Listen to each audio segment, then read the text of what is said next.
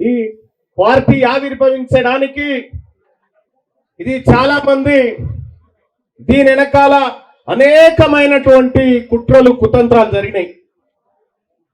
చివరి క్షణం వరకు అత్యంత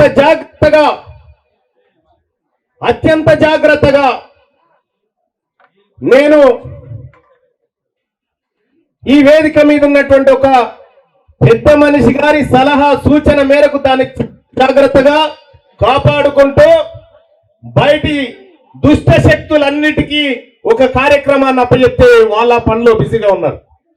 కానీ ఇవాళ ఇదాన్ని కాపాడడం కోసం పాటుపడ్డటువంటి ప్రతి సోదరునికి, ప్రతి బీసీ బిడ్డకు ధన్యవాదాలు తెలియజేసుకుంటూ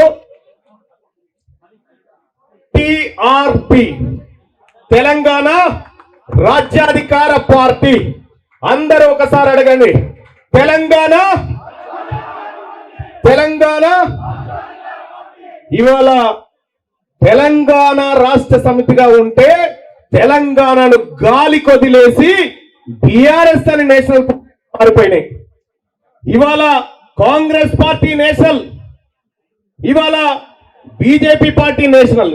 కానీ ఈ తెలంగాణ అస్తిత్వం, ఈ తెలంగాణ పోరాటం, ఈ తెలంగాణ ప్రజల ఆకాంక్షలను నడి బజారులో వదిలిపెట్టిపోయినటువంటి పార్టీలు ఒకవైపు ఉంటే, ఆ అస్తిత్వాన్ని ఈ భుజానికి ఎత్తుకొని వారి ఆకాంక్షలను నెరవేర్చడం విధంగా తెలంగాణ అనేటువంటి పేరును దాంట్లోకి తీసుకోవడం జరిగింది.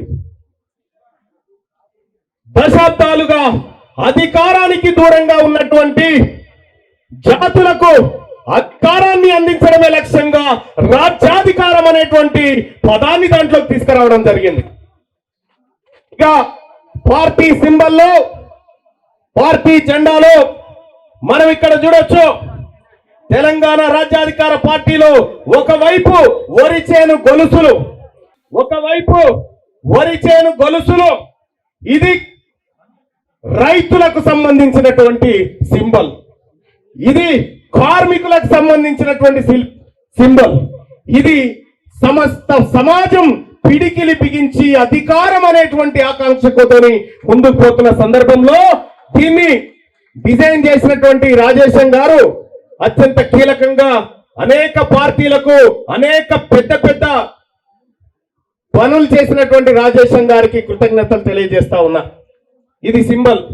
ఇక్కడ ఎరుపు ఆకుపచ్చ, ఎరుపు కార్మికుడి కష్టానికి, చెమటకు, రక్తానికి ప్రతిరూపమైతే, ఈ ఆకుపచ్చ రైతు పండించిన పంట ఆయన కష్టానికి ప్రతిరూపంగా ఇది కార్మికులు, కర్షకుల చేత ప్రారంభించబడుతున్నటువంటి పార్టీగా ఈ తెర మీదకి తీసుకురావడం జరిగింది. ఇది పార్టీకి ఉన్నటువంటి ఆలోచన. ఇక్కడ ఆత్మగౌరవం, దశాబ్దాలుగా మన ఆత్మగౌరవం మీద దాడి చేసినటువంటి సందర్భంలో ఈ ఆత్మగౌరవం నిలబెట్టుకోవడం కోసం బానిస మనస్తత్వాన్ని ఖతం చేసి ఆత్మగౌరవం అనే నినాదాన్ని ఇక్కడికి తీసుకొచ్చినాం. ఆత్మగౌరవం, అధికారం, వాటా.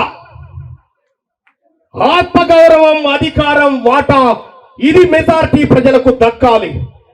ఈ సందర్భంగా తెలియజేస్తా ఉన్నా, మేము ఎవడి సొమ్ము అడగట్లేదు, మేము ఎవడికి వ్యతిరేకం కాదు, మేము మాకు రావలసిన వాటా కోసమే మేము మాట్లాడుతా ఉన్నాం. ఇవాళ మెజారిటీ ప్రజలైనటువంటి బీసీలు తమ కోసం, తమ వర్గాల కోసం, తమ అస్తిత్వం కోసం, తమ ఆత్మగౌరవం, తమ వాటా కోసం ఒక రాజకీయ పార్టీగా ఆవిర్భవిస్తున్నటువంటి క్రమంలో ఈ తాజ్ కృష్ణ హోటల్ బయట ఒక్క ఫ్లెక్స్ అన్న ఉందా?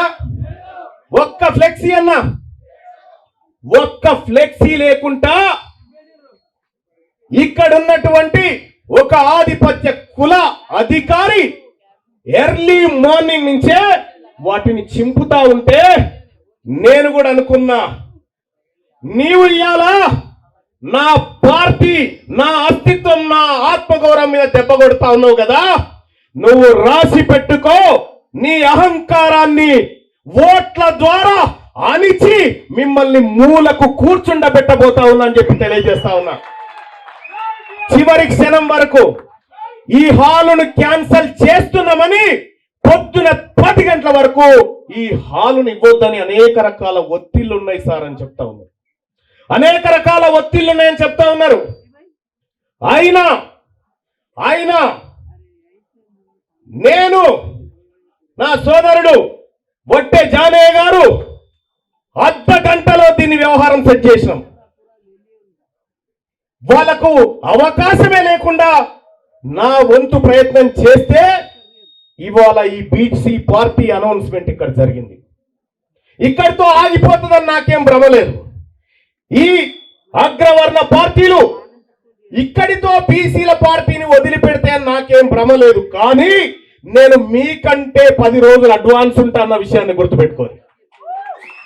మీకంటే 10 రోజులు అడ్వాన్స్ ఉంటా. రైట్. ఇప్పుడు ఈ పార్టీకి సంబంధించినటువంటి వెబ్సైట్ లాంచింగ్ ఉంటుంది.